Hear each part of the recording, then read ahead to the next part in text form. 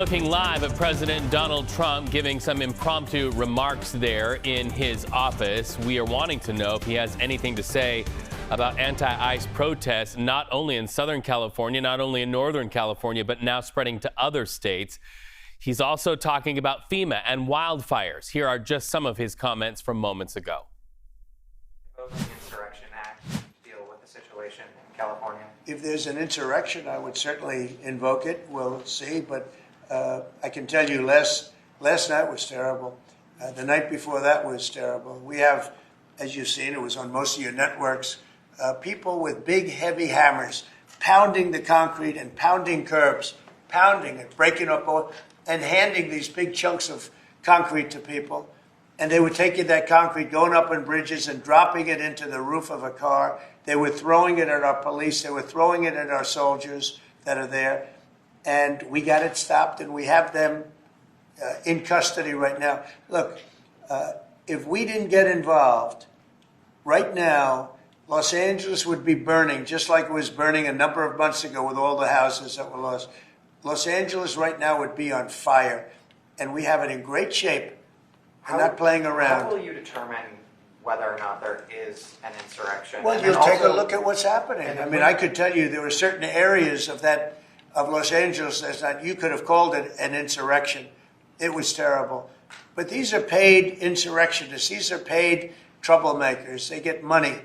And when you take a look at what they do, where they show up and everyone's saying, what's he doing? He's pounding the curbs. This one guy's pounding the curb, breaking the curb, and handing big pieces of granite. In some cases, it's granite and concrete to other people. And they're running out with it. And then we watch the other people, and they try and throw it into the face of the soldiers, throw it into the face of the police, and they hurt some people very badly. They go up on bridges, they drop it down on the cars as the cars are moving. They're not breaking the curb because they're doing a demolition service. They're breaking it to hand out to people as a weapon. It's bad stuff. I've never seen that before. Mr. President, how soon do you want to see FEMA eliminated? And what's your message to the governors about how much more of an expense is going to fall to states? Yeah, well, it's not going to be so much the states. We're going to give out less money. We're going to give it out directly. It'll be from the president's office. We'll have somebody here. Could be Homeland Security, but we're going to give it out through a method where it's given out. As an example, I just gave out $71 million to a certain state. They were looking to do about 120. They were very happy with the 71 million. We did a little cutting, and they were very happy with it. So we're going to do it much differently. We think after this, Christy, I'd say after the hurricane season, we'll start phasing it out. Yes, sir. You set up a FEMA council over the next couple of months. We'll be working on reforms and what FEMA will look like in the future as a different agency, as under the Department of Homeland Security to the president's vision. And it will empower governors to go out and respond to emergency situations. And that what the president does best is to make sure that the taxpayers are only fulfilling the need to which is appropriate, and that people are responsible to respond to their own people closest to home. So it's if a certain state, as an example, gets hit by a hurricane or tornado, that's what a governor should be able to handle it. And frankly, if they can handle it, the aftermath, then maybe they shouldn't be governor. And Mr. President, when is the last time you spoke with Governor Newsom? A day ago. Called him up to tell him, got to do a better job. He's doing a bad job, causing a lot of death and a lot of potential death. If we didn't send out the National Guard, and last night we gave him a little additional help, you would have, Los Angeles would be burning right now. Los Angeles would be not a lot different than what you saw take place in California and Los Angeles just a little while ago. And, you got to remember, we have the Olympics coming. And we don't want people looking at Los Angeles like it would have been. It would have been bad. Last night they had total control. If we didn't have the military in there, the National Guard, and then we also sent in some Marines. We had some bad people.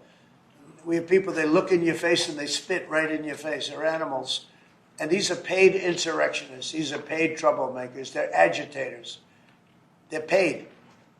Do you think somebody walks up to a curb and starts hammering pieces out, has all the equipment necessary, and starts handing it out to people to use as a weapon? These are paid insurrectionists or agitators or troublemakers. You can call it whatever you want. And we ended it, and we have in custody some very bad people. Some very bad people. Mr. President. Did you see the guy throwing the rocks at the police cars as they went by and crushing their windows and endangering our police? We're not going to let that happen, yeah. Pardon me. Mr. President, on those Marines, Governor Newsom has described them as political pawns. I'm curious for your reaction to that and what you see as the Marines' role and what are their rules of engagement? All I want is safety. I just want a safe area. Los Angeles was under siege until we got there.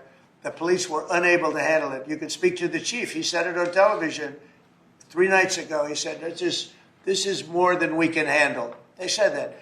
And the LA police, I know a lot of the police in LA, they're good, they're great people, but they're given instructions not to do this, not to do that. But in this case, they were trying their best. They were not able to handle it. It was out of control.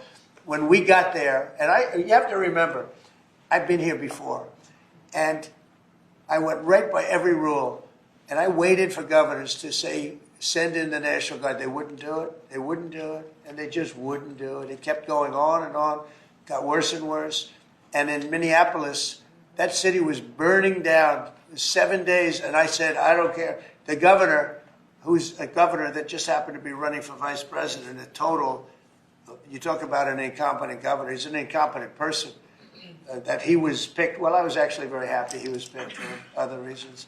But this guy wouldn't call the National Guard.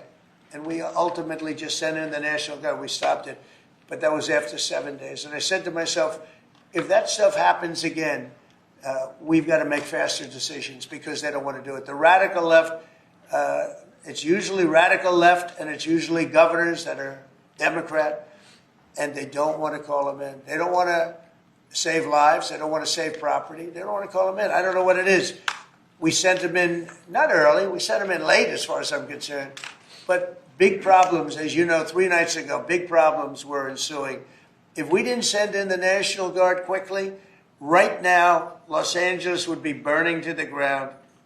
The Marines is, a lot of people think, an escalatory step, though. These are guys who fight wars. Are you at all concerned that things could get out of hand with Marines when I see people American City?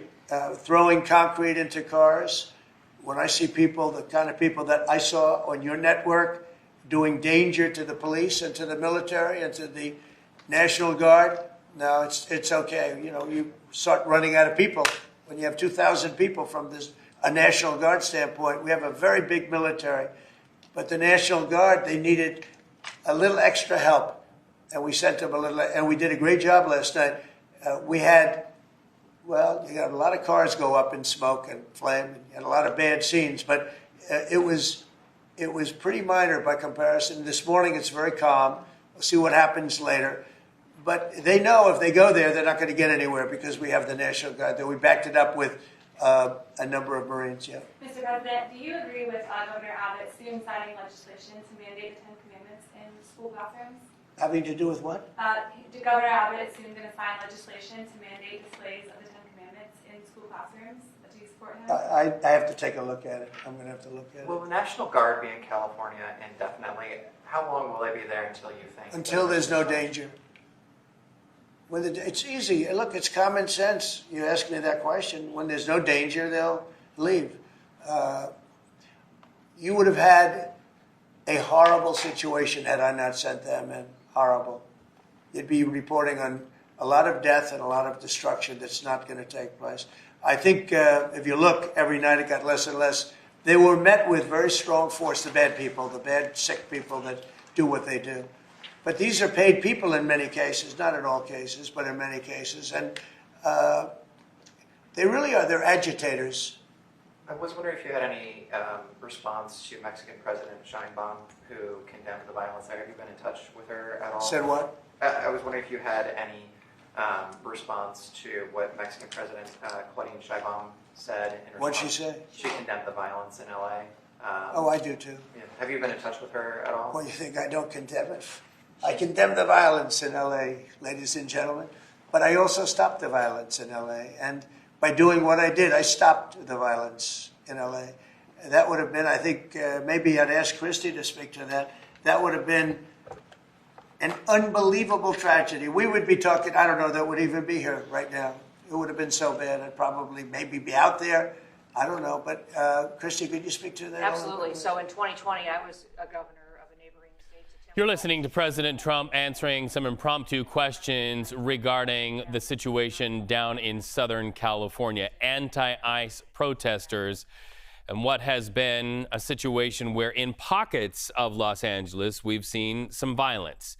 And then, of course, the response from the federal government sending in not only the National Guard, but also the Marines. So a lot to break down here, and we have the opportunity to talk to CBS News Justice reporter Jake Rosen joining us now. Jake, one thing that strikes me is that the president says that the people that we all saw video of breaking apart concrete, throwing it down onto law enforcement vehicles are paid agitators. Is there any proof that they are paid? What do you know about that from the first question? There's not, and I think this is what I wrote in my notes of what we were talking about as well. Is really that President Trump has continued kind of this line of commentary through his first administration when he was not president, and again this week when he alleging that there's some kind of deep democratic force paying for these people to be out there and protesting, and in addition to that, that there's some kind of ongoing, coordinated effort between those local officials in Los Angeles, specifically in this case, as to why there was a delay in getting law enforcement there. Obviously, we know it does take some time to activate these local law enforcement, specifically when they're not actively involved in the immigration raids that are being put on by the administration. But certainly, we saw not just claims there about that, but also the president saying that he was willing to potentially invoke the Insurrection Act when he decides to. However, other people, as we've been talking about earlier today, Reed, in his administration, including Stephen Miller, who's chief of policy for most parts of the White House, has already claimed that there is an insurrection ongoing in Los Angeles. Okay, so let's talk about not the insurrection, but or the alleged insurrection, but the lawsuit, the litigation that is going on between the state of California and the Trump administration. What is the core of the argument from the state of California? Well, that's right. Gavin Newsom signaled right away, Reed, that as soon as President Trump said that he was going to bring in the California National Guard and federalize 2,000 people at first, now that's an additional 2,000 people overnight, plus Marines, the California Attorney General and Newsom sued to claim that President Trump skipped a crucial step in activating the National Guard, which was not going through the California government and Gavin Newsom by asking for approval. As President Trump pointed out, eventually Governor Walz in 2020 during those national protests, specifically in Minnesota after George Floyd, did eventually come to him and ask for National Guard to come in. That has not happened in this case. Newsom said it would only make things worse if the federal government got involved. They also claim that because Newsom is in charge of the state's National Guard, that President Trump basically usurped his ability to be commander-in-chief. There has been no emergency rulings or anything like that from any kind of judges yet. A suit was filed late last night officially after they announced it earlier in the day, but it's certainly something to keep tabs on, especially because President Trump said he's going to keep the National Guard there for as long as they need to be there, and that's at least 60 days from a couple days ago. So our reporters on the ground, Jake, are saying largely it is calm down in Los Angeles. The president seemed to echo that as well. However, we know as it gets throughout the day and into the afternoon, things tend to change. So we'll be watching that closely. We know you will be as well. Always great to talk to you there at CBS News in Washington. Thank you, Jake Rosen.